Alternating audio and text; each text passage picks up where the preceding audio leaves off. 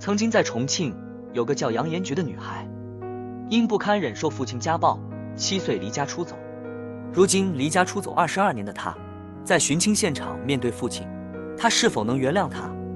那么当年杨延觉究竟做错什么，让亲生父亲如此对他？他孤身一人离开家，又是怎么活下来的呢？90后出生的杨延觉，在家排行老2，家里还有一个哥哥。在那个计划生育管控严格的年代，杨延觉的出生令父母面临很大压力。再加之父亲杨乃武重男轻女思想严重，这让杨延觉从小就处于艰难的环境。在家中，哥哥常常穿新衣服玩新玩具，而他只能穿哥哥淘汰的衣服和旧玩具。哥哥能经常出去玩，而他却只能在家做家务。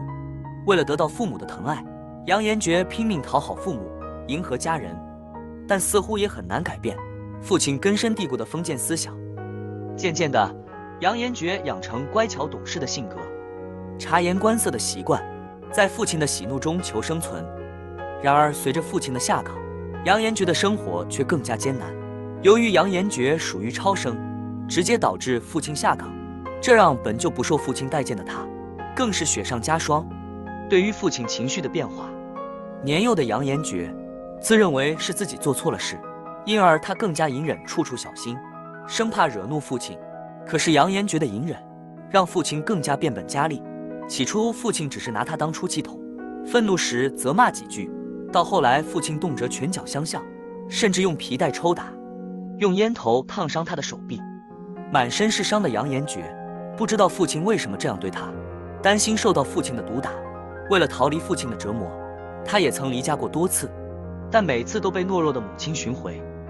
无奈之下，杨延觉只能一次次忍受着父亲的暴力，直到一次父亲喝酒后再次对他残暴殴打，他才愤然远离那个让他伤心欲绝的家，并暗自下决心这辈子再也不想回来。但身无分文的杨延觉又能去哪里呢？小延觉离开家后，由于没有金钱，只能风餐露宿，流浪街头。幸运的是，这样的日子没有太长，他就被一对从湖南来重庆打工的夫妻注意到了。这对夫妻本以为小延觉是走丢的孩子，打算送他回家，可小延觉听到要送回家时，便恐惧地哭了起来，死活不愿说出住家的地址。无奈这对夫妻不忍心让小延觉流浪街头，便将其带回其租住的家中。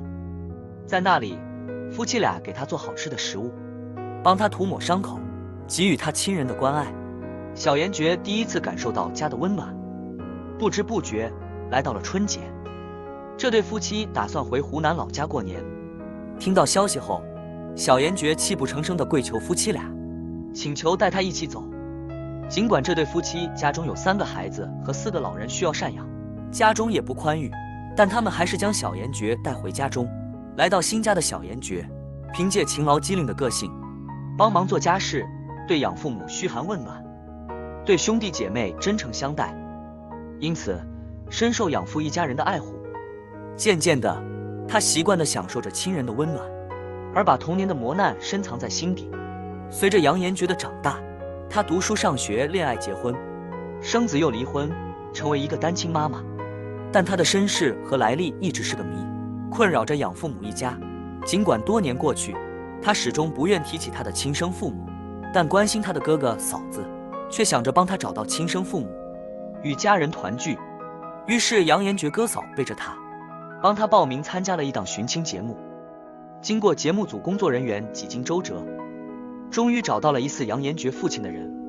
此人年纪约60左右，名叫杨乃武。令哥嫂没想到的是，当他们将此事告知杨延觉时，他却失声痛哭，并将往事一一道出。听闻杨延觉的遭遇后，养父母一家大为震惊，也曾犹豫是否带杨延觉见杨乃武。最终在杨延觉的坚持下，他来到了现场，因为他想知道当年父亲为何如此狠心对他。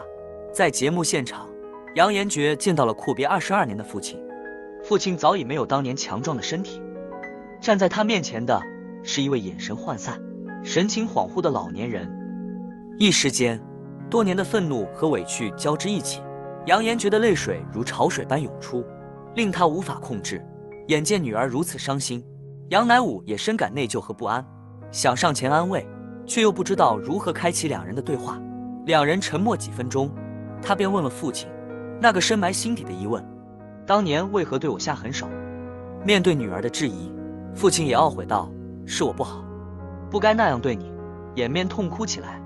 父亲的回答似乎让杨延觉有些解脱，两人的关系也得到缓和。随后在节目现场，杨乃武也讲述了这些年的人生起伏。